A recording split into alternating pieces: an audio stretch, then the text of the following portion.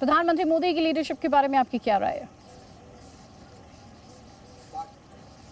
कि मैंने पहले भी कहा है, जो अच्छी चीज़ होगी उसकी मैं तारीफ करता हूँ, जिस पर मुझे लगता है कि अच्छी चीज़ नहीं, मैं खुल के उसके बारे में बात करता हूँ।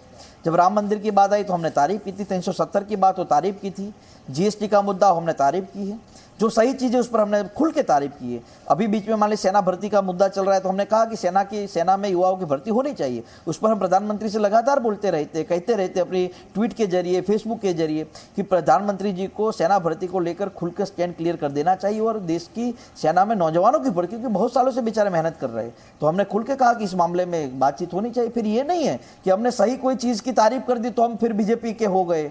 जो सही है उसको सही कहना ही पड़ेगा। और किसी मुख्यमंत्री की मीटिंग में भी ये होता है, कैबिनेट मंत्री भी अपनी बात आक्रामकता से रखते हैं कि नहीं मुख्यमंत्री साहब मेरे इलाके में ये काम है, आप उसमें आप मदद कीजिए। तो अगर कैबिनेट मीटिंग में भी अगर चर्चाएं होती है, विवाद होते हैं, तो सही चीज होती है, उस पर बात करनी चाहिए।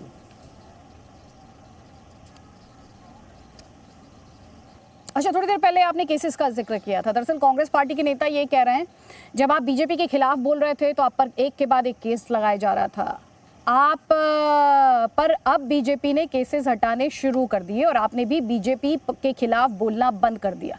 उस पर आप क्या जवाब देंगे? क्या बीजेपी आपका अगला घर है?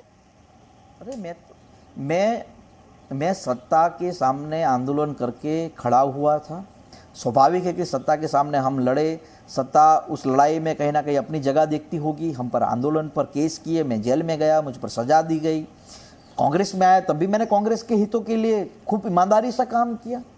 और जब प्रदेश के सिर्फ हार्दिक पटेल पे केस नहीं थे अदिति जी, प्रदेश में हजारों नौजवानों पर केस थे जिसने आंदोलन किए थे, सभी के केस वापस लेने के लिए मैंने एक मुहिम छिड़ी और उसमें 1 बाय 1 सारे केस अगर एक एक करके निपट रहे तो उसमें क्या गलत है?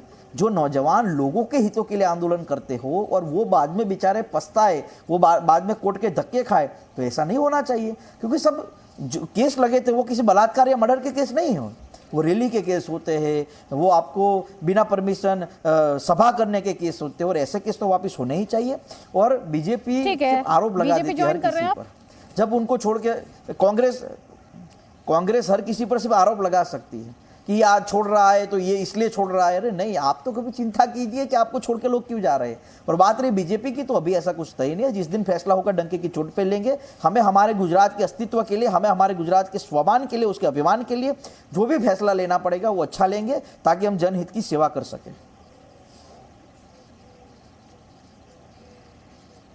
Presenting B News app, available on Google Play and App Store. Download it now.